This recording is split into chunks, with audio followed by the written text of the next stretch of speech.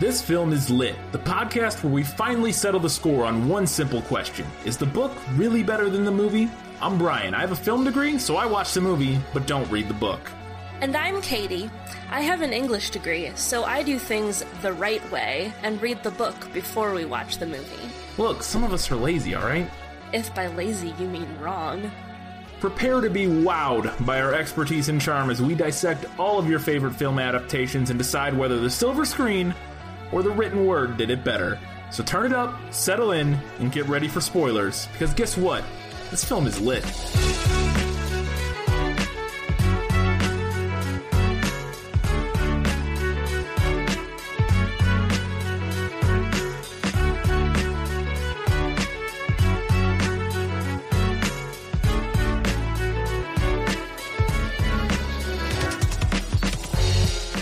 An ordinary teenage girl discovers that she's the heir to the throne of a small European country. It's the Princess Diaries, and this film is lit.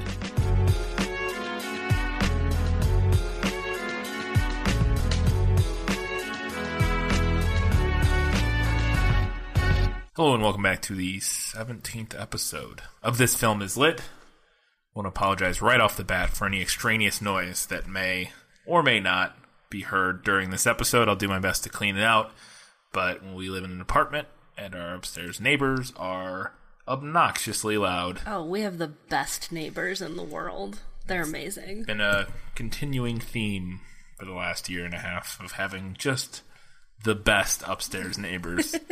One right now is stomping around the kitchen. The other sounds like he's perfecting his rapping skills in another bedroom.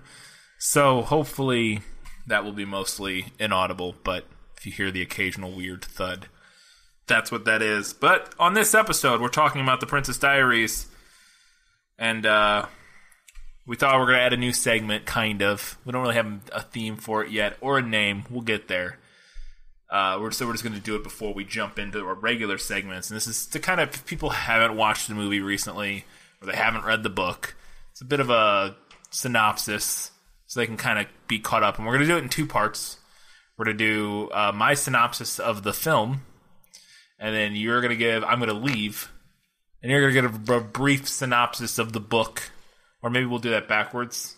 Which way. Either way. But you're going to leave the room so you don't get any book spoilers. I get any spoilers so that my was that in the book isn't tainted by certain elements that you may or may not mention in the synopsis. So let's do it that way. We're going to do your book first. I'm going to leave, and I'll be back you can just come get me. Okay. Mia Thermopolis is a pretty ordinary, albeit tall and flat-chested, teenage girl. She lives with her artist mother in New York City, and she only sees her estranged father over the summer, which is just the way she likes it. Her world comes crashing down with the news that her father can no longer have children, meaning that shy, unassertive Mia is now the heir to the throne of Genovia. From the trials of princess lessons with her flamboyant grandmother to the tribulations of her crush turning out to be a jerk, Mia goes through the ringer and eventually learns how to be more confident in her own abilities. All right, I'm back from the seclusion chamber. It's like in a Family Feud where they put him in the other room and put headphones on him. All right, so here's my synopsis of the film. Princess Diaries is a story of a rich white girl living in downtown San Francisco who's moderately unpopular at her high school because she has bushy hair and big eyebrows. She finds out she's actually the Princess of Genovia, a made-up European country, and has decided whether she wants to keep being moderately rich, moderately attractive, and moderately unpopular Mia, or super mega and super popular Mia. She mostly chooses the super rich, super pretty, super popular version, but she's like pretty humble and chill about it. So there's your moral. The end. All right.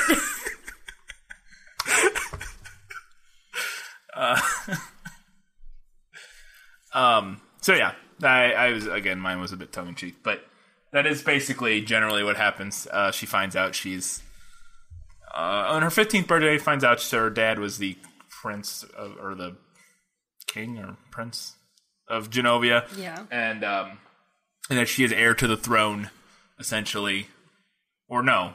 Yeah, because her grandma is on the throne. Hers is the queen. Yes. And so she's the princess of, and then she has to decide in the film, she gets to decide whether or not she wants to keep her title and go be princess, or renounce her title and stay in America and kind of be normal, I guess. But well, then, off that note, let's jump right in to Guess Who? Who are you? No one of consequence. I must know. Get used to disappointment. Okay. I have 4 Guess Who's and a bonus Guess Who. Okay. Which won't really be guessing. Okay. But we'll get there. All right. Okay. 6 feet of unadulterated hotness. Blonde hair, often falling into his clear blue eyes, and that sweet, sleepy smile. Okay, this is the blonde dude. I don't know his name. I don't know any of these people's names other than Mia, so you have to forgive me on that one. Oh, and Joe. But yeah, it's the blonde love interest crush. Yeah, Josh. Josh, okay. Boom. Nailed it. I was going to go with Mandy Moore until you said he, and then I was like, all right, whew, thank goodness. I don't know if Mandy Moore is 6 feet tall. Oh, Maybe right. She is. Well, I guess I don't know. Yeah, man. It's not, yeah, I I can don't know see how that. tall Mandy Moore is. Yeah. Okay, here's our next one. She's short and round and kind of resembles a pug. Okay. Short and round resembles a pug. Doesn't strike. I mean, I would say maybe her friend, or maybe the queen, but that doesn't seem. Or that one lady, but she's not short or round. But the I don't even know her. I don't even know if they ever have a name. The wife of the guy who thinks they may take over the throne if I don't even know. I was very confused at what their whole deal was, who they even were, or why they would assume the throne. But his wife would be my only other thought, because it sounds like a mean description, and that seems like the kind of character you would potentially describe in sort of a mean way, because she's not a nice person in the movie. I'm gonna go with her friend. It is her friend. It's Lily. Thank goodness, Lily. That's right. That's her name. You know, because she's not short, or I mean, maybe she's short. I don't know. She didn't seem particularly. She seems kind of average height, if you will. And she's not particularly round, depending on your definition of that word. But Yeah.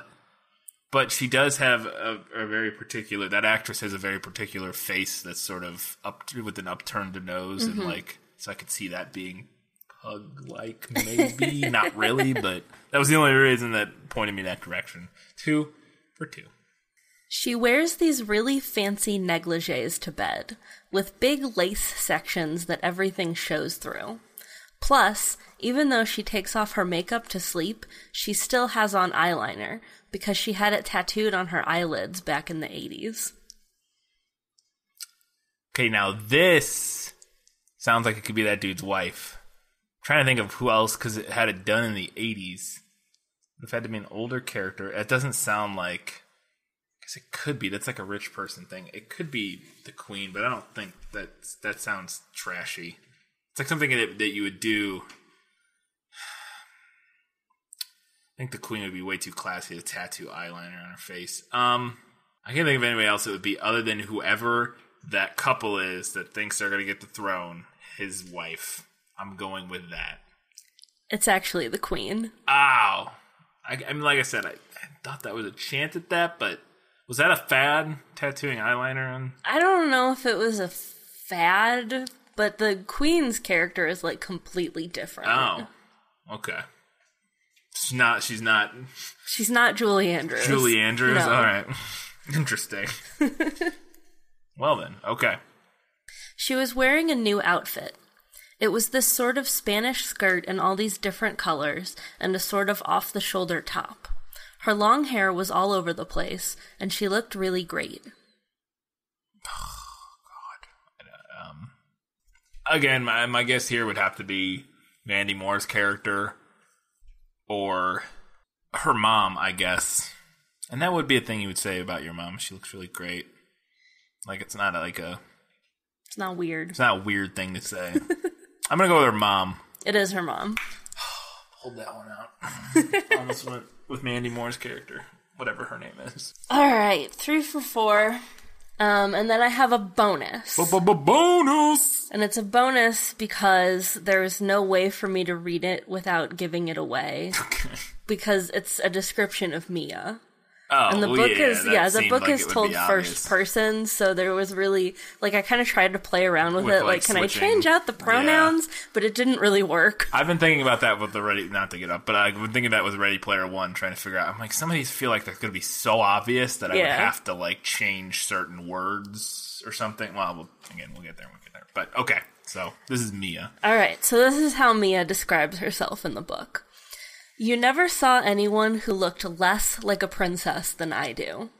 I mean, I have really bad hair that isn't curly or straight. It's sort of triangular, so I have to wear it really short or I look like a yield sign.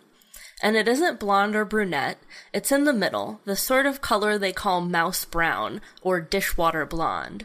Attractive, huh? And I have a really big mouth and no breasts and feet that look like skis. Well, there you go. I'd say her hair is definitely just brown in the movie. Yeah. Not dishwater blonde or whatever. Like, I would say it's just brown. She has brown hair. But, I mean, the rest of it, other than the feet thing, we don't ever really. Well, she's not flat-chested. No, she makes a joke that she is at one point. But she's she's not, like, super duper. No, she's not super developed, but also she's only 15, so it's not like she's still got a couple years to. Yeah. But yeah, no, she's definitely not. Yeah, I wouldn't say flat-chested. But she describes her hair as triangular, and all I could picture when I was reading the book, you know the old Dilbert cartoon? Yeah. There's a character in that I can't like. It's the boss. Or no, it's the female. Yeah, it's the woman. The female character, and I can't remember anything about her other than that her hair was like a perfect triangle. Yeah, and they kind of do that in the movie. I mean, like with the thing we talked about in the prequel episode about the hairpiece that she wears. Mm-hmm. It does. It's that super poofy, and it's almost like a triangle, but it's there is a Dilbert character. Which spoilers, the guy who writes Dilbert is like a giant idiot. No. Oh, is he? He turned into a giant MAGA Trump head. Like, oh my God, if you hear some interviews with him, he like thinks everything Donald Trump says is like some super brilliant ploy that we all just don't understand. Okay. Like we just don't we can't comprehend his brilliance, and he's one of those like he's playing chess on a 7D level. Like, it's hilarious, but. Yeah. No, I don't know really anything about Dilbert. It's just a generic like office comedy. It was always the cartoon and the funny pages that I didn't read because I didn't think it was funny when I was 9 years old. The one I never read, I would read Dilbert sometimes because at least it was short. The one I always hated was the what was it called? It was because it was like a soap opera. But it was in the comic Doonesbury, maybe? Was it? I think I know it. I think it might it's have been Doonesbury. or not Prince Valiant. I'm pretty sure I'm thinking of Doonesbury. I don't even know how it's spelled. I looked it up and I can't find it. Oh, there it was. Yeah, Doonesbury is what I was thinking of. Yeah, because to me it was like reading a soap opera 3 panels at a time that I like wasn't interested in, and I was like, who reads this? Like grown ups. And I guess to me it's one of those things that's really weird to do in the short format they did it. Like it makes more sense. It's like reading Archie or something, I would guess. But like normally those I thought you get them in a comic book where you get a whole episode basically or something instead of like 3. You get 1 panel of a page of a. It was so strange to me. I never got why anybody would read that. And there was no jokes in it. It wasn't funny. It was just like people's lives. I was like, this is stupid. Very boring. Yeah. Okay, we're really off topic there. So that's how she describes herself. When she gets her makeover in the book, they actually give her like a pixie cut and dye it blonde. Really? Yeah. Huh. Interesting. Which I don't would have worked on Anne Hathaway, a blonde pixie. I mean, maybe, but probably not. I mean, she's had a pixie cut Yeah, before. but it was dark. Yeah. She pretty much always has dark hair. She would look very strange blonde. Yeah. Because her eyes are so dark. Yeah. Moving on. 2. Send the book. Nicholas Flamel is the only known maker of the Philosopher's Stone. The what? Honestly, don't you two read? All right. I got a handful of things here. I want to know what then were they in the book, because felt like a lot of these things probably could have not been in the book. First, do they live in an old fire station in downtown San Francisco that has a fireman's pole in it? No. On all counts, or? On all counts. Brilliant. They live in a loft in New York City. Not much work. Not. I mean, yes, different, but not less money, probably. Although smaller, but yeah, different venue. So, okay. But yeah, so because that was the house has a lot. It was a really neat house. There's a lot of interesting personality to it, and the whole fireman's pole thing. And she had like a little hideout up through like a cubby hole, and so none of that really is portrayed in the book. No, she just it was part of and we'll get to it later, but it was one of my,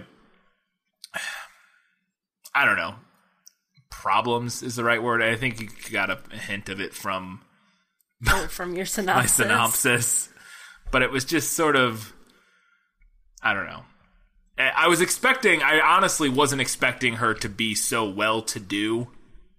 Like, quite so well. It's one thing to, like, if she was, like, just sort of generically middle-class, like, suburban life, which is what I was expecting for some reason. Mm-hmm. But she, like, goes to a private, super fancy private school. They live in one of the most expensive, I don't know if San Francisco is one of the most expensive cities, but it's one of the more expensive cities to live in, I would imagine, in America. It's probably in the top 20 or something, especially to live in a big of a place as they do downtown. And now I know some of that is explained away later with that her dad paid for her schooling. They say that at one point.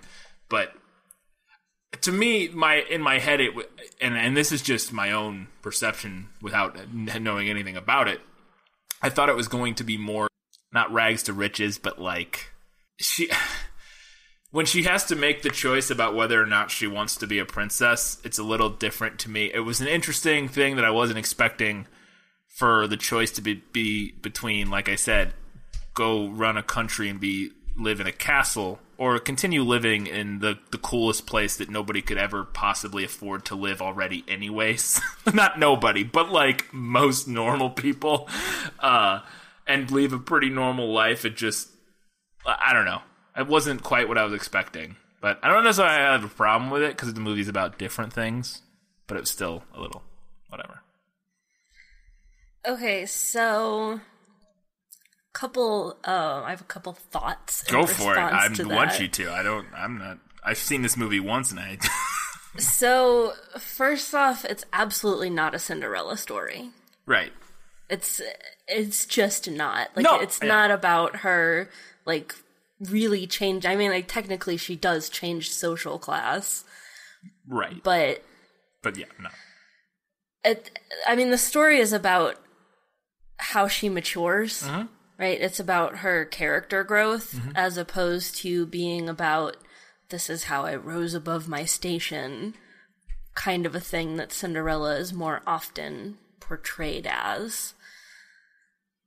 And I mean, to me, it kind of sounds like you were expecting more of a Cinderella type thing. I guess I was, only in the sense that, not even more of a Cinderella thing. I wasn't expecting her to be some, like, downtrodden. I just wasn't expecting, I don't know. I guess it, I don't know what it was. I just wasn't expecting her to be so goddamn privileged already. Like at the beginning of the movie. Like, and now there's a very much, and I don't mean to take it away from it. I'm just, or to even necessarily critique that or say that you can't have that's, you know, that's just you can tell your story that way. I don't even have a problem with it, and that can be the character she is, and she can still have all kinds of problems. Like, I don't, you know, it's not like you can be well-to-do and not have issues and not need to learn and grow, and that even that children watching it couldn't identify any less with that person or anything like that. I just wasn't expecting it, and it made me, I don't know, it made me kind of chuckle when I was like, just because, and I knew nothing about it, and like I said, I guess I was expecting more, and again, I wasn't expecting a Cinderella story. I wasn't expecting, like, she was grew up living in a cupboard or whatever, but like, I just wasn't expecting her to already be rich, like at the beginning of the movie. Like real rich, like really well-to-do, and like I go to like a super fancy private school, and like, I don't know, it just wasn't what I was expecting. So I was like, all right. See, and I guess the difference here is that, like, now as an adult, I see what you're saying about her being wealthier, but I never perceived it like that as a kid. Yeah. Like, to me, like, I went to a private school, and we didn't have money. Right. And, like, to me, like, she was living with her single mother, and, she went to the private school, but they made a point that her dad paid for it. And I totally see what you're saying now as an adult, but back in the year 2001, definitely did not perceive it that way. That's fair. I don't think I would have either. And I'm not even saying it's a bad thing. It was I don't know. I'm just repeating myself to say it wasn't what I was expecting another 8 times. It was just it just felt to me a little, I don't know the right word for it. It's just, like a little weird to, I guess, okay, so then what is the movie about? I mean, we talked about this, but like, to you, what's the movie about? Okay, so to me, it's about her deciding whether she wants to go on kind of like flying under the radar and living like a very quiet, unassuming life, or if she wants to grow into this bigger role where she has some kind of power to affect change. Yeah, I agree. And that was, I actually really like at the end of I'm not dumping on the movie. I actually enjoyed it fairly, a fair amount. And I think especially at the end, I definitely got that, like, her big speech at the end was really good. And Anne Hathaway is amazing in this for being 18 or however old she is. She's fairly young. I think she was like 18 or 19. And like we said before, it was her first film role. And I think she does an amazing job. In that final speech, she has an incredible job, and it was very moving. I guess it just like the whole thing just gives, here's what it is. This is what it is. Because I got that message. I agree with that message. And I think it's a really important thing for children of all socioeconomic levels or, genders, ages, whatever, to kind of confronting adulthood, basically, is kind of what it's about. And like you said, taking that step and moving beyond your safety. Yeah, moving beyond what you're comfortable with. That safety zone. Yeah, and that's a great message, and I think they do a really good job, because I absolutely got that. The whole thing to me, and it is what it is, and it's not a critique, it's just something about it gave me this icky feeling of, like, mega privilege. Like, okay, so here's what I'll say to address that. Not excusing it, because I think you're right.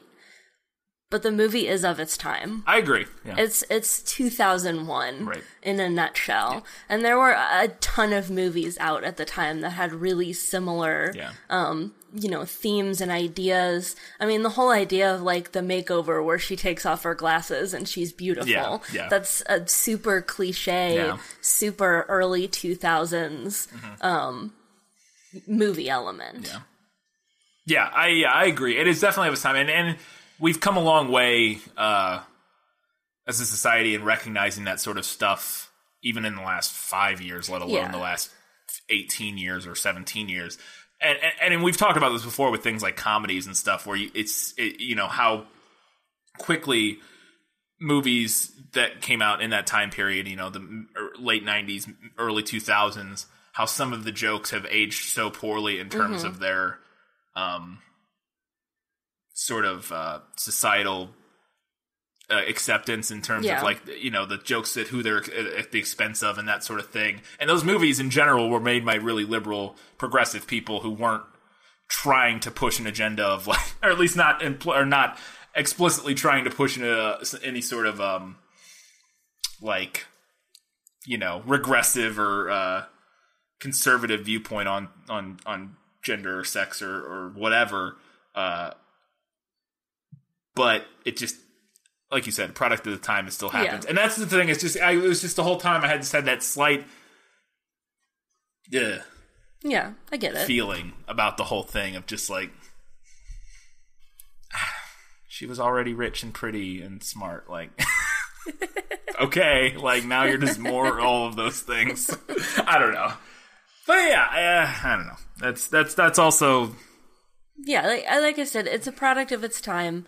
I think were it to be adapted today, it would probably be done a little differently. We probably wouldn't have quite as many cliches. Yeah. Yeah, I don't know. Now I'm even doubting myself. I don't want to, because it's...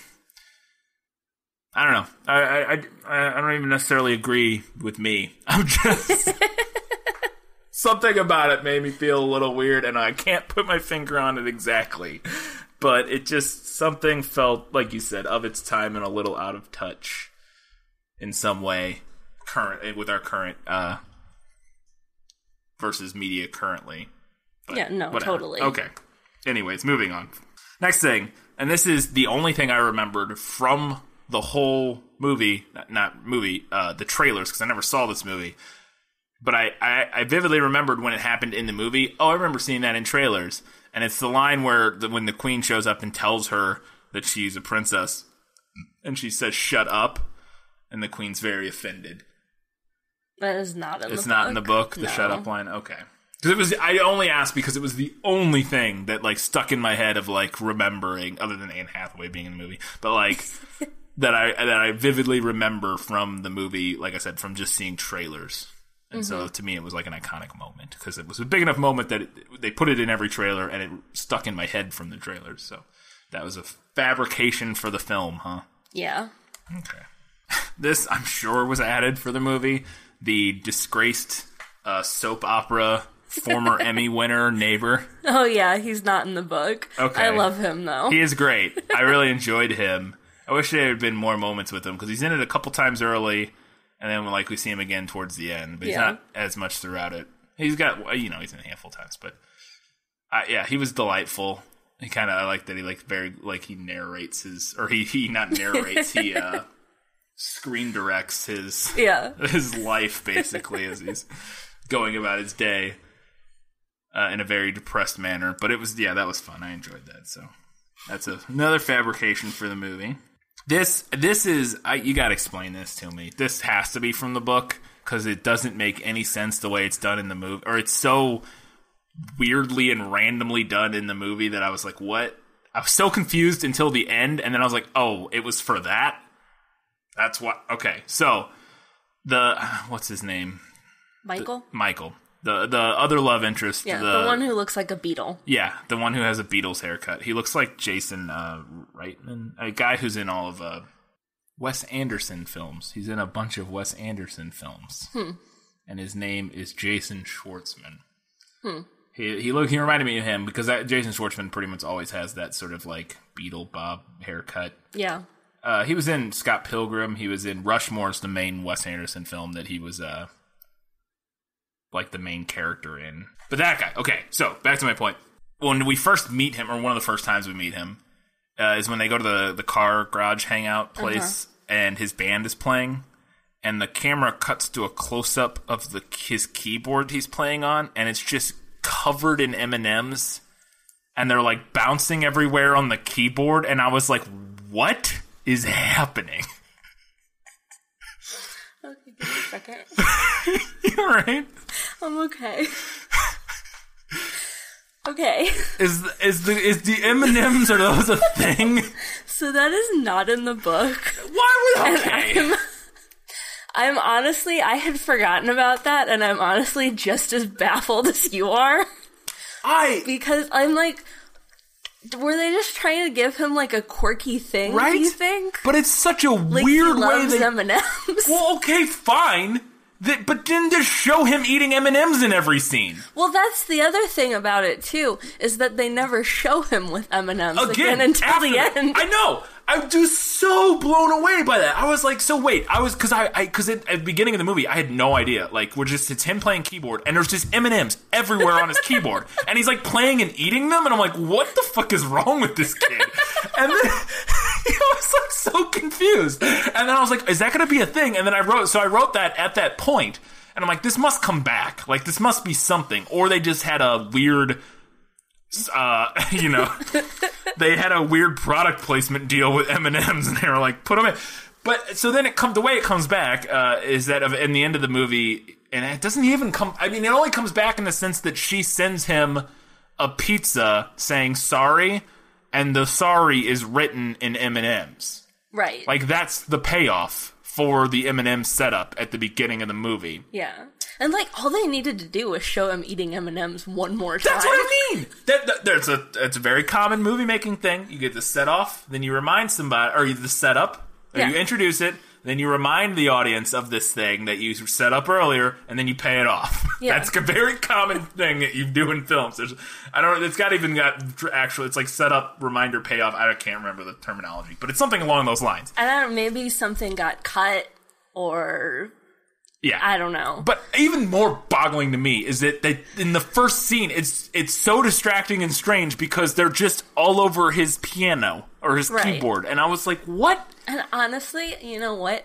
I think they were Reese's Pieces in that scene. No, they were M&Ms. I could see them. Are you sure? Because they looked like it was only orange, yellow, and brown. No, they were multiple colors. Okay. I'm pretty positive. Right. Because I originally wrote Skittles or M&Ms, so there was enough colors that I thought it was one of the two. And then I think I realized it was M&Ms because I saw one in a later shot that had in that same scene that had an M on it. I could have sworn. I don't know. I feel like they were like, oh, we need a quirky thing for him. He needs a thing. Yeah. Well, so then in that case, does she have to apologize or any? Is there any like? How does that character or storyline resolve with him? So the reason she sends him the pizza at the end of the movie is because she bailed on his party or whatever, or rehearsal, band rehearsal. I mean, that never happens in the book. Okay. So does she just invite him to the ball and they go, or is that not? There's no ball in the book. Okay, so what is other than the characters, what else happens that's the same? Anything? They added a lot for the movie to make it a more complete story. Yeah. Because we talked about this in the prequel. The book is part 1 of 11. Oh, yeah. So, I mean, I haven't read any of the other ones, but I would imagine her story's a little more drawn out. Right. So where does the first one end? Or where does the book you read end? Okay. So the book ends after... Hold on. And if we're getting into better in the book or better in the movie, I don't want to preemptively get there. Like, if this is a point, like, you prefer how it ends. No, that's fine. That's fine. Okay. It ends right after the equivalent of the beach party thing. Really? Yeah. So in the book, they have, like, a school dance, which is kind of the equivalent of the beach party. Right. And like, she gets embarrassed at it or she gets embarrassed. She goes with the jerky guy. Yeah. He tries to kiss her to get publicity. Kind of plays out sort of similarly, except the mean girls don't, like, try to expose her on camera. Which that was... I had forgotten about that. I was like, dude, she's underage. Yeah, she's 15. They could go to jail. Point, but she's definitely no older than 16. And California, I'm pretty sure it's not 16 is the age of consent or whatever, or the age of where that's allowed. Pretty sure it's 18. Yeah. So anyway, so it ends, like, very shortly after that. Okay. Like, they go to the dance, and then she goes and spends the night at Lily's house, and then the book ends. Well, that's a weird place for the book to end, I feel like. It's part 1 of 11. No, I know, but I guess it doesn't feel like that's a resolution. Like, it feels like... So maybe And it's interesting, because you only read the first one. Maybe the second one is like where the rest of this movie happens. Maybe. I mean, I didn't find anything. Like, I did a little bit of poking around to try to figure out if it was just the first book or if they went more into... I didn't find anything, but I didn't find a lot of anything either. So it could be that more of the stuff that happens in the movie happens in other books. Yeah, because like the whole big climactic moment where she decides to be princess is not in the book. Oh, wow. All right. Interesting. I would not have expected that. I would have figured that the book would have at least gotten that far to where she makes a decision. Is it the same premise where she decides she's going to decide? She doesn't outright make a decision by the end of the book, but like you can tell by her narration and what she's been through that she's kind of made her decision. Okay, but it is the same thing where she's going to she's has to decide whether or not she's going to, more or less, yeah. Okay. Wow, I thought this was much closer to the book. This is I was not prepared for this to be so different. Well then surely this isn't in it, but I just have to ask because it was terrible in the movie. The thing with the Prime Minister where she gets a brain freeze from eating ice cream at the fancy dinner. No, that's not. And in then the the Prime Minister and his wife pretend to have a brain. That was so dumb. I was like cringing through the whole. It's like so. It was so awkward and like not funny. Yeah. Like that whole, and it goes on too long. Where it does go on. And I'm too like, long. what are you guys doing? And I guess part of it too is that I never felt like the Prime Minister and his wife were set up as like being close enough to her or liking her enough to like fall on their sword to like, because that's what the premise of the scene is, that she gets a brain freeze, and in order to make it seem like she's not the only one freaking out, they do it too. Yeah. To like kind of like, wingman her a little bit, but I never got the feeling like they were the people, like they met 5 minutes ago in the movie and they seemed nice enough, but they didn't seem like they were like, she just met him, and I guess I just didn't. But I guess I get the idea that because they're the Prime Minister and the wife that they want. I would assume they want that family to stay in power, so. Right. So they're doing their best to sort of smooth over the situation, but they do it in a way that is the least possible smoothing out of that situation. They just act like clowns for 10 minutes and then the scene ends. All right. Does the Queen of Genovia commit fraud in the book? We're talking about the car accident. So there's a scene in the movie where they're driving up a hill in Anne Hathaway's Mustang that has been repaired recently, and she's not a very good driver, or the car doesn't work right. I couldn't really tell. It's a little bit of both. I don't know. But it ends up rolling back down a hill because they're in San Francisco, and it slams into a streetcar. A trolley. Yeah, a trolley. And the cops come, and they're gonna take her downtown for a car accident, which that's not a thing. Even though it's a trolley, it's still basically just a traffic infraction. Nobody got hurt. Nobody, you don't get taken to the police station for getting in a car accident. But she was driving without a license. Oh, right, because the other, I guess, technically that's true, because the Queen didn't have a license either. Was expired. Her licensed adult wasn't technically licensed. Fair enough, I guess that's possible. But anyway, so the Queen gets out of this by pretending to knight, essentially, these two people. Yeah. Even though it's a thing that doesn't exist. It's some Order of the Roses or whatever, which isn't a real thing. It's a good thing Google wasn't super popular back then, because I feel like those guys would have immediately been like, that's not a thing.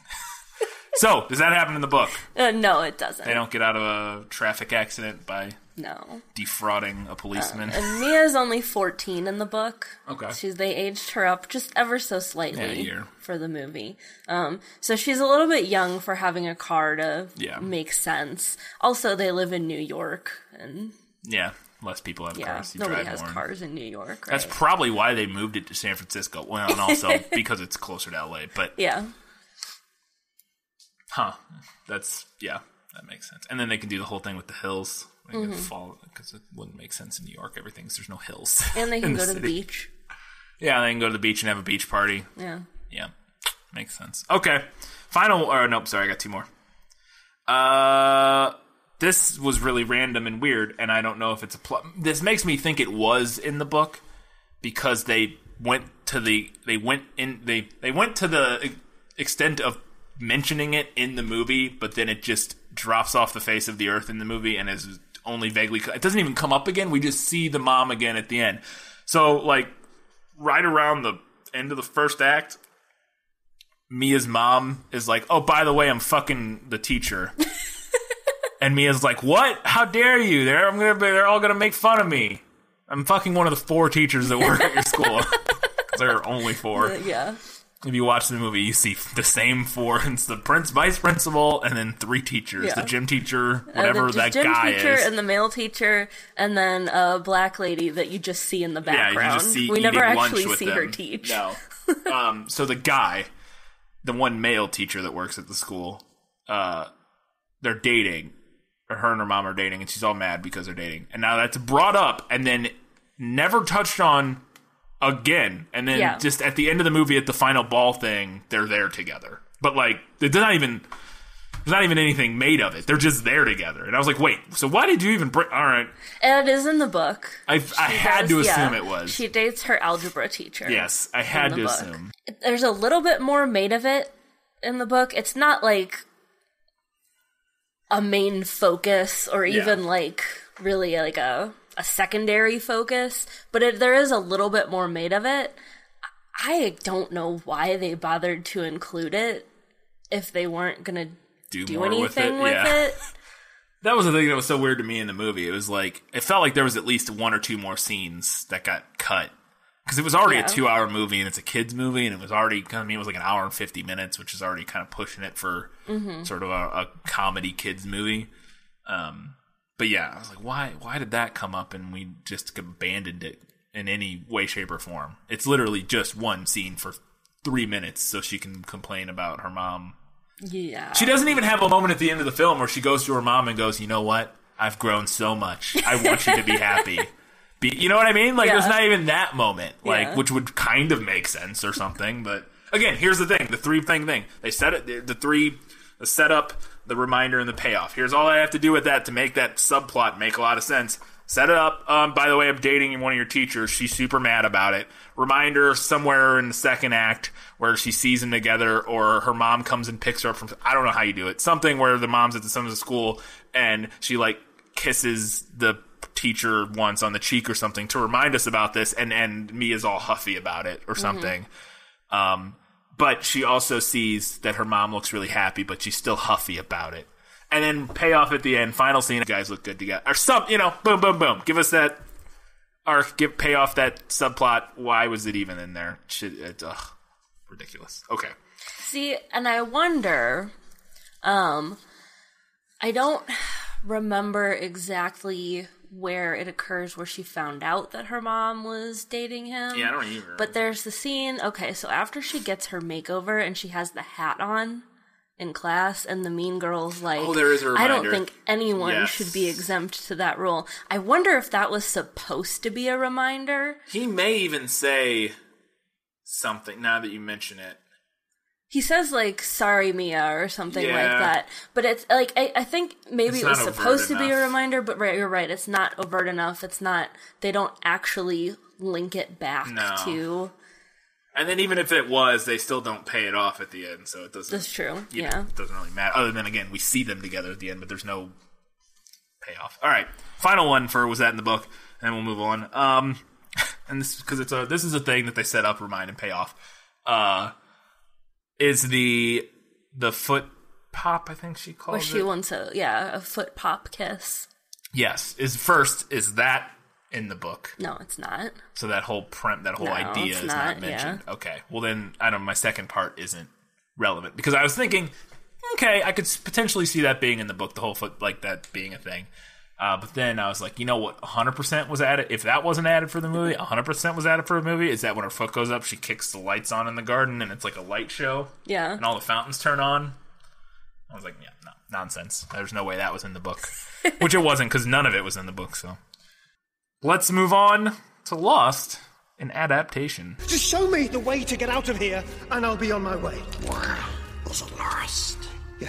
Yes, and I want to get unlost as soon as possible. So I really only have one for this, and I kind of already know the answer, and although it may be different in the book, so maybe you'll have some more background on it, because this was my question initially watching the movie, because we never find out, we do eventually find out that Mia's mom is an artist, and seems to be a moderately successful artist, because originally I was like, how the fuck does a single mom with a kid afford a 3,200 foot, like, what I would imagine is a very in demand, like really cool, it's the Ghostbusters fire station house, except in downtown San Francisco. I'm like, I can't imagine what the rent or the mortgage on that would be. It would be astronomical. What is her mother doing? Because at least, again, initially, we never got any implication. Now, eventually, it makes pretty clear that she's an artist. So I guess this was that in the book, or how did they change it, or what? So in the book they live in a loft in somewhere in New York, which is also a very pricey place to live. It is alluded to what her mother does in the book. She is also an artist. Okay. And she is fairly successful. Right. She kind of talks about, she had, like, this painting that was really popular and blah, blah, blah, blah. She's gotten a lot of grants and stuff like that. So she's fairly successful. Probably about as successful as you can be as an artist. Yeah, and to be that makes sense. And that's the vibe I got. It seemed like, and I actually really liked her. Got distracted a few times in the background. I was like, her art's actually pretty fucking cool. Like, I was like, I would be okay with owning some of that art. But okay. So in the book also mentions that Mia's dad pays a lot of their expenses. Okay. I don't know if that translates into the film, but if they're divorced, they mention that they're divorced in the movie, which is not the case in the book. They were never married. Did they mention they were divorced? Yeah, she says it at some point when her mom's talking to her. She says, like, after the divorce or something like that. Because I caught that this time. I'd never noticed it before, that they made them divorced for this. Interesting. Like, they cleaned that up a little bit. Yeah. Because I guess I missed that. To me, in my head, they were just never married. Yeah. Watching the movie. That was just how I guess I either missed the line about the divorce, or maybe she said split and I just took it not. No, she says divorce. Okay. All right. I'll take it. She said at some point, she says, like, after the divorce. Anyway, my point being, if they're divorced, maybe she's getting alimony. Yeah. Yeah. And that was what I was wondering. Was like, okay, well, and in the movie, they very explicitly, as we mentioned earlier, say that her dad paid for her schooling. Right.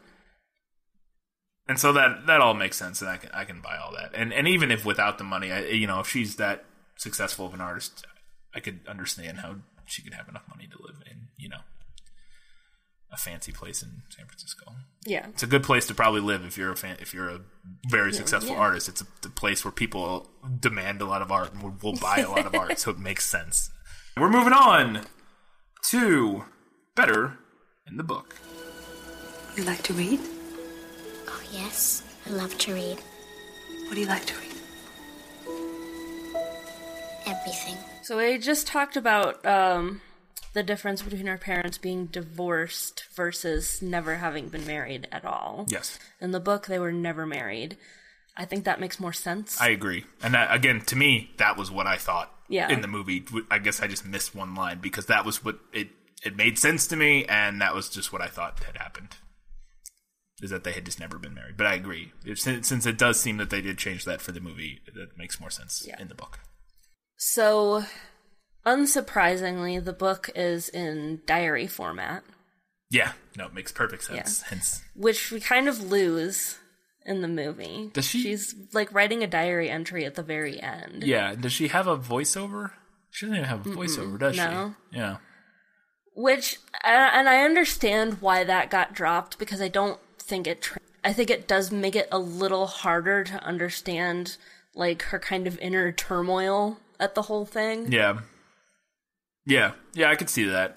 Well, and I got that pretty well. And or the inner turmoil thing, and I actually bought into how overwhelming it would be, and how, like I said, I think Anne Hathaway does a really good job in the movie, sort of portraying all that, and so yeah, I got that. I can see how you would get obviously slightly more insight with a first person narrator, basically.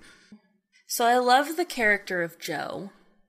Yes. In the movie, and he is a movie creation. Oh, so he's not in the book. Oh, okay. Yeah. And I do love him, and I think that was a good change. However, we lost something that I was a little sad that we lost. What did we lose? Which is her bodyguard, Lars. So after she gets outed as a princess in the book, she has they hire a bodyguard to follow her around at school, basically, which makes a lot of sense. Yeah. But I don't know, it was he added kind of an interesting element, especially when she was out at the dance with Josh, who turns out to be a big jerk. Right. That was my whole thought. Oh. I thought you were going somewhere with it, because the way you trailed off, I thought that was going somewhere else.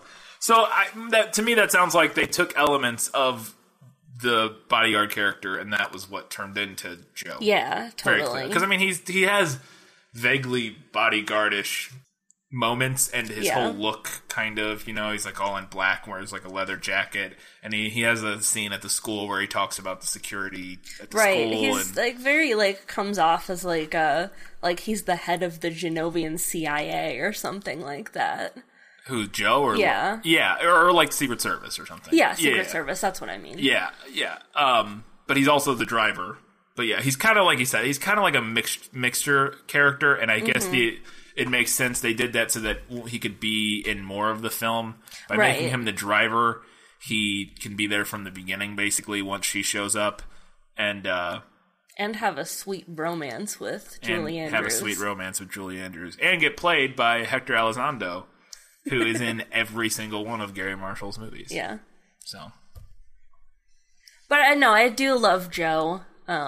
I just feel like we maybe missed out on some comedic opportunity with not having a big buff bodyguard follow her around school. Fair enough. I could see that. I mean, I feel like they punched up. I mean, Joe is nothing but comedy in the film. He's just comedic relief, so I don't know how much we'd miss with... how much we did miss by not having the security guard, because I think they just transferred all of the humor into Joe's character.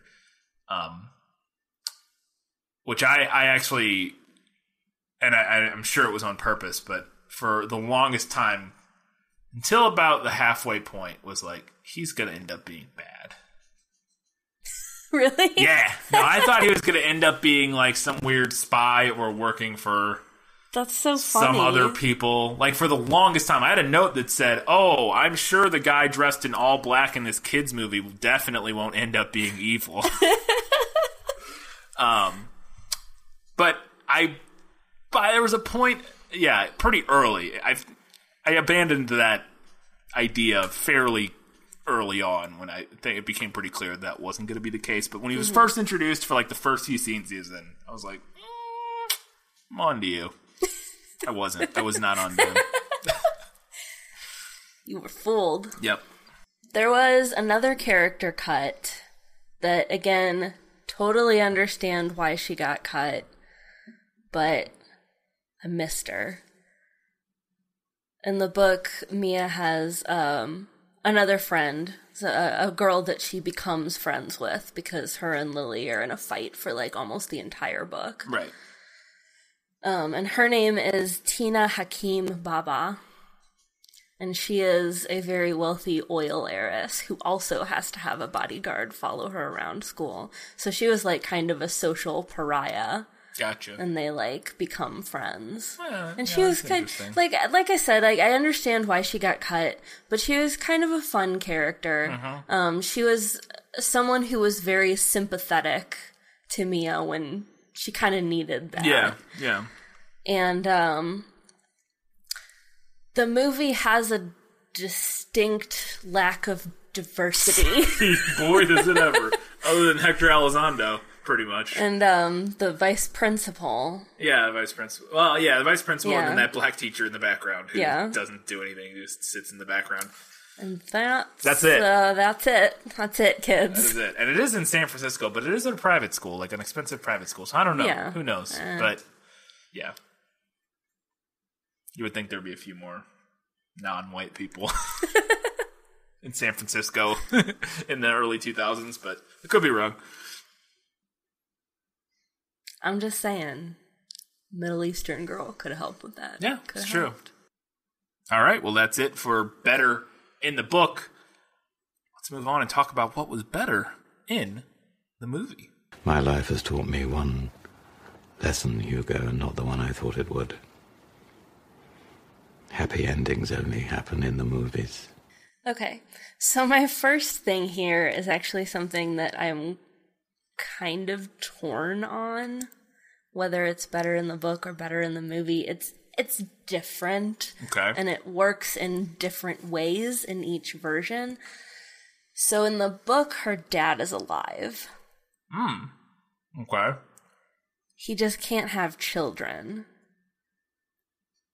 What do you mean? because he has testicular cancer. Wait. Back up. But it's her dad. He can't have any more children. Well, you're right. He can't Gotcha, have any more okay. children, which makes her the heir to the throne. Gotcha. Because Okay. he can't have another Right. heir. Gotcha. Yes. I don't know which one's better, but I get why they changed it. I totally get why they changed it. They probably didn't want to talk about testicles in a Disney movie. No. And I think that killing him off kind of adds a more serious emotional note. It raises the stakes a little bit. Yeah. And it makes her seem less dumb, because she seems real dumb in the book when she doesn't know that she's a princess. And she's like, she spends summers in Genovia with him. does she? Yeah. What? And like has no idea that he's nobility. How? I'm like, okay, honey, you're 14, I get that. You're a kid, I get it. Oh, that's really weird. But like, at some point, wouldn't somebody have like said something that, Yeah. like, even if you couldn't figure it out on your own, like at some point somebody would have referred to him as Your Majesty, right? You would think. I would think. Oh, yeah, back to my point. How much does this say about her fucking privilege that she goes and lives with a fucking prince of a European country and can't tell the difference between that and her life back in America? She's so blinded by her own privilege, she doesn't realize she's living with a fucking monarch. Oh, like that's ridiculous. That makes so much more sense in the movie. I guess this is better in the movie. It's so much better. That's ridiculous. Like, yeah, because in the movie, the premise is that her mom's and her dad split up while she's a baby, basically, Yeah. and her mom takes her back to America and tells her that her dad is over there or something. Like, she knows her dad was over there and whatever, but she doesn't know anything about him, basically, it seems like, other than, he had some money or whatever. But, and they have no contact, really, with any of the family, for the most part. She gets, like, a card from her grandma that just says, like, happy birthday every year. So there's no reason she would know or assume any of that. She would just, it's probably something they don't really ever talk about, and they just, that sort of thing. So that at least makes some sense. But, like, going and spending summers in a fucking castle. That's right. She comes off as real dumb and oblivious. And to be fair, it is part of her character growth, sort of. She gets not dumb. She gets, she matures. Right. No, we were all dumb when we were kids. Yeah. There's so many things I look back and go, wow, I was stupid. I get that. It's just, boy. It's a pretty epic level of being unaware of your surroundings, and maybe it's a commentary on social classes in America. Like the 1%. When they go to live with monarchs, they can't tell the difference because they live so well. I don't think she's supposed to be 1%. Just living in a loft in New York City. I don't know. I know. joking, but okay. What else is better in the book? Love Charlotte, the Queen's assistant lady. Oh, yeah. Charlotte was a great ad. She's not in the book. She's not in the movie a ton, but... Yeah, she's not in it a ton, but I like her a lot. She did have a really great in line, it. didn't she?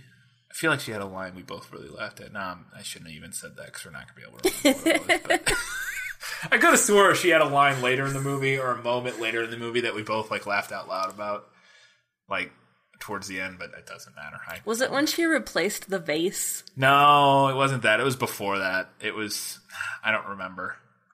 It doesn't matter. All it's right. irrelevant. We'll move on. Sorry, people. If you want to know what that moment was, you'll never know. You're just going to have to watch the movie and try to figure it out. If she has a moment that makes you laugh, that was probably it. So I love Charlotte. I love Joe. I'll take the loss of Lars in order to get Joe. Yeah. I'll take it. And then my next note is just all caps, the neighbor. Yeah. Yes. Yes, he is fantastic. I wish he was in it a little more, but he's delightful. And I do like that interaction with him. Maybe that's what I'm thinking of. This might be what I'm thinking of, and it might have been a different side character. Because I think we both definitely laughed out loud at this. I still don't think this is it. But where he's talking to Joe when Joe gets there. Mm-hmm. And he's like, do you know where Mia is or whatever? And he's like, I don't remember the context or how it gets there, but eventually he asks him if he's a spy. The neighbor asked him if he's a spy, and he goes, I'm not a spy. And he's like, that's exactly what a spy would say. Which made me laugh, but... So there were a lot of changes to Queen Clarice, Julie Andrews' Yeah, character, apparently, yeah. from book to movie. Mary Poppins up in this bitch. Yeah. So in the book, it's funny, you mentioned that the tattooed on eyeliners seemed kind of trashy. Yeah. For a monarch, she's a little trashy. Is she? In the book, yeah. She's, how do I describe this? She's one of those old ladies who, like, makes herself up a lot and carries around a small dog. Mm-hmm. And she's kind of mean. Right. And she's a fun character in the book. Like, it's kind of funny and it's kind of interesting. But I can't imagine Julie Andrews playing that character.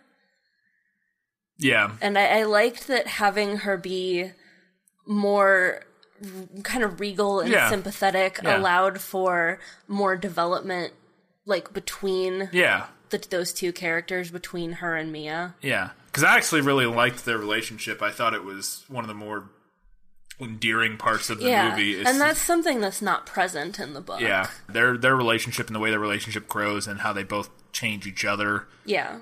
And just Julie Andrews is just delightful. And so, like, all of that, it was a good change. You would lose a lot of like I said, of that. You would lose a lot of the heart. The heart of the movie if you drop. And it also to me, I don't know how it plays out in the book necessarily, but it also to me adds more stakes in the sense that Julie Andrews' version of the Queen has made it clear to, or has at least told her this. Now it seems obvious that she would much prefer Mia to become the princess or keep her title, but she's made it clear to Mia in the film that she goes, look, I love you either way, you're a great person, but and they have a very heartwarming moment together. She goes, regardless of how you decide.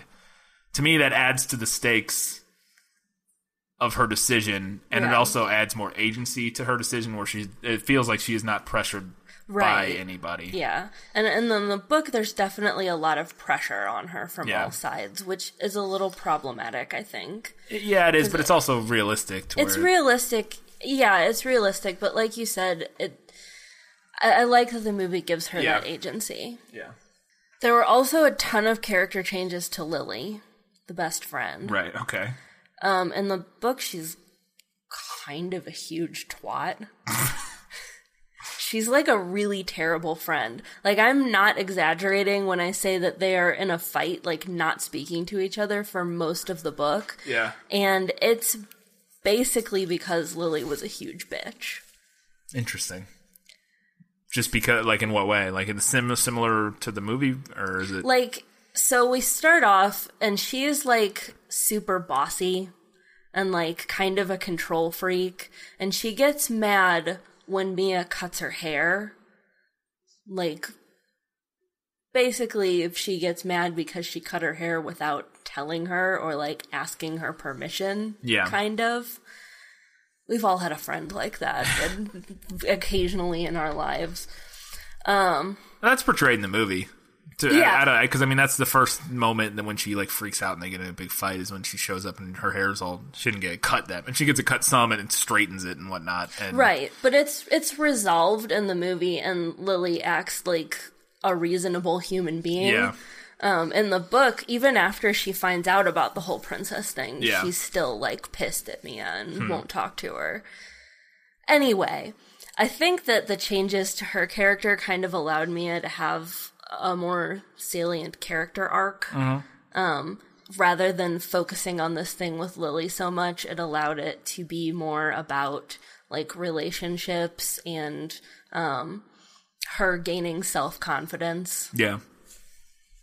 Cool. Couple other things that I liked better in the movie. I liked that they included gym class because I hated gym class. And that's so, like, I identified with Mia so much as a teenager. Like, just get me the fuck out of gym class, please. Yeah. The two people who are going to ascend to the throne, if she doesn't, that's not in the book. Yeah, I kind of like, figured. they kind of make vague mention of, like, oh, the line will change if you don't ascend to the throne. But I think the addition of, like, actual people to root against is really helpful. Yeah. And they're comically awful. Yeah. Yeah, they're your arch villainous. Yeah. You know, evil aunt and uncle or whatever they're supposed to be who... Yeah. Some other branch of the family that'll assume the throne. Usurpers. Yeah. So I thought that was good. They're Lord Denethor and his wife. I love the part where Julie Andrews commits fraud. Yeah. That's great. And I think that ending with the big ball is much more climactic and satisfying. Oh, yeah. Than how the book ended. And like I said... It's an end. Yeah. Like I said, a book is part one of many. Yeah. So that, you know, there are sequels. Right. So I get kind of why it ends on... Not a cliffhanger, but it doesn't have, like, a nice, tidy, wrapped-up ending. The movie has to have a nice, tidy, wrapped-up ending, because they don't know if it's going to be successful. Yeah, they had no idea if they were going to make another one. Sequel. No, they had to have. And just for the plot structure of a film, it makes no sense to end where the book ends. That just, people will be like, what? That's stupid. What? So those are the other things that I liked better in the movie. Cool.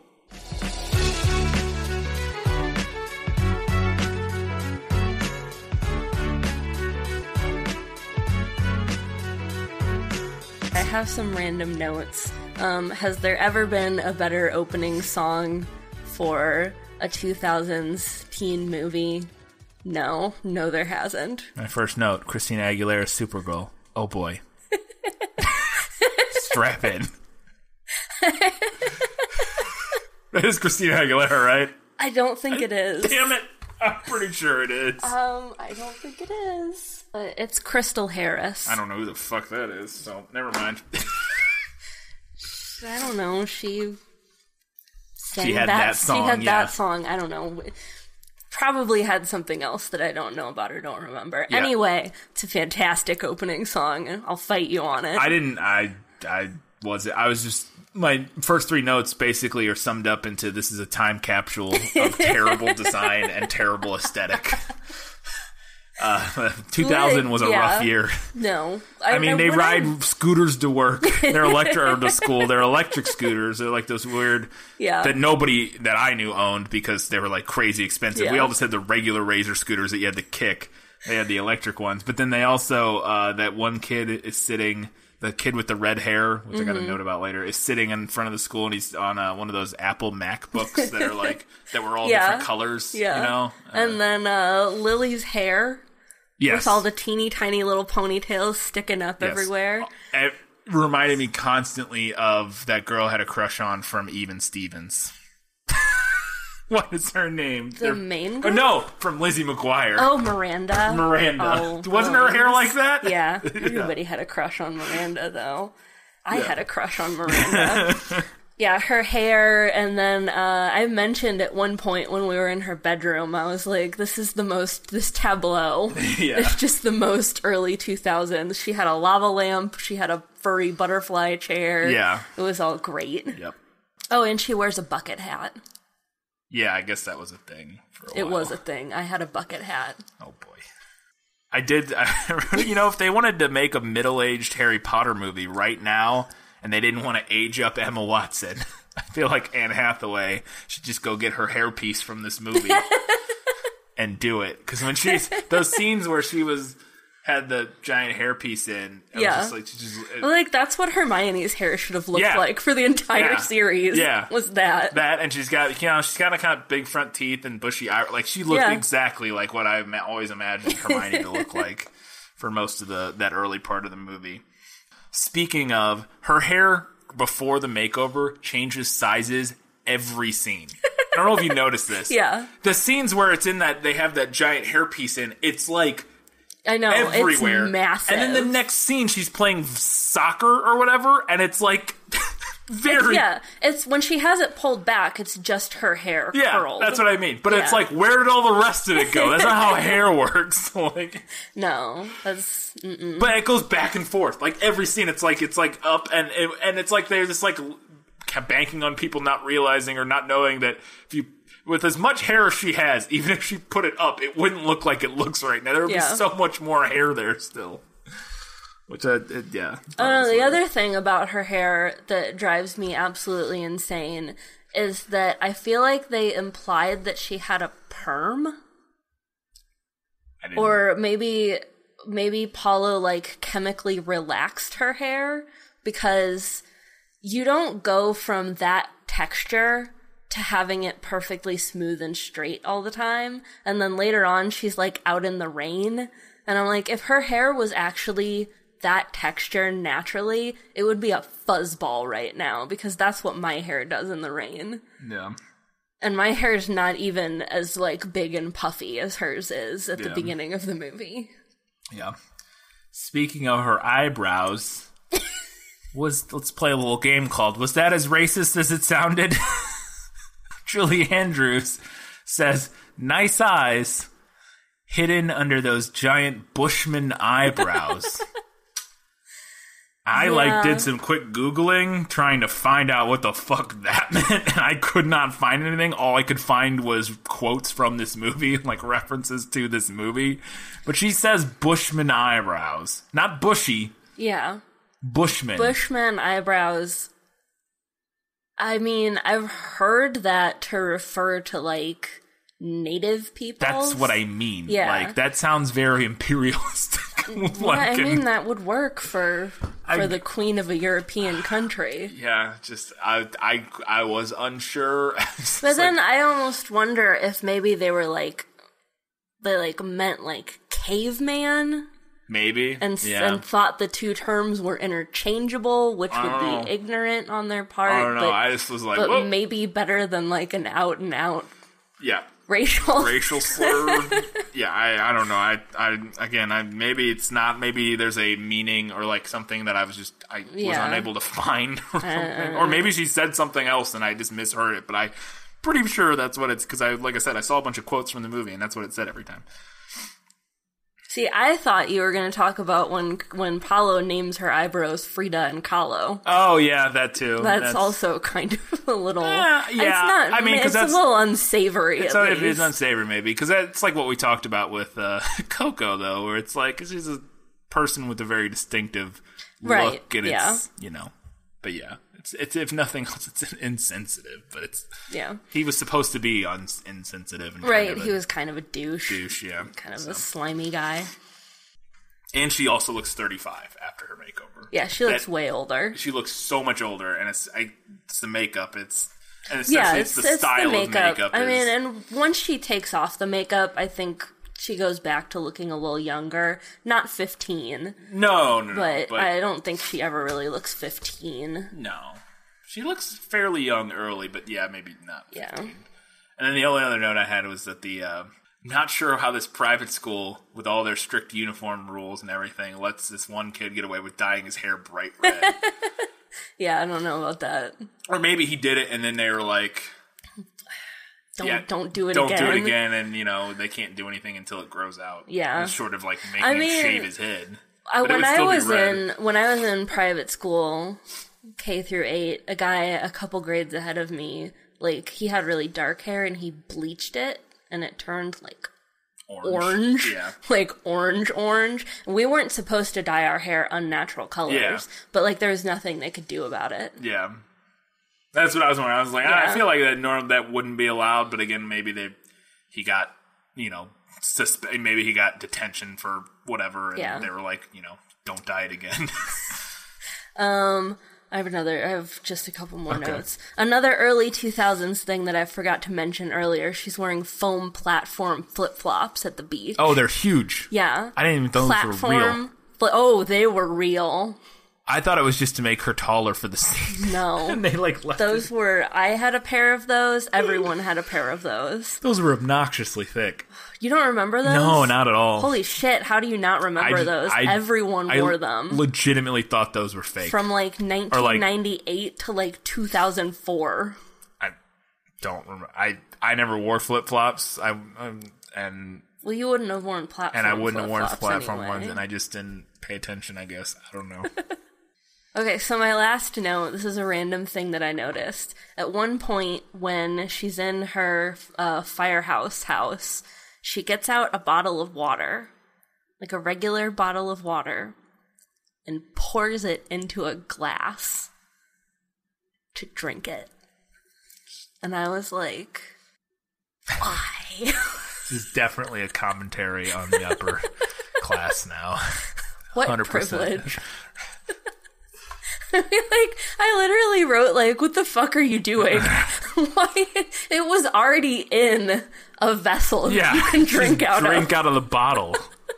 That's so weird. If you just wanted her to be doing something with her hands, just put a pitcher of water in the fridge. Come on. What? Just pour this bottle of water into that cup. Or have her go to the sink or something. Okay, we gotta wrap this up. Let's move on. It's time for the final verdict. Now, are you ready for your sentence? Sentence? But there must be a verdict first. Sentence first, verdict afterwards. Katie, Princess Diaries, is the book or the movie better? I'm gonna give it to the movie. Boo! Yeah! I like the book a lot. I think it's a really good book. I think it's super cute. I think it has a lot of positive messages in it.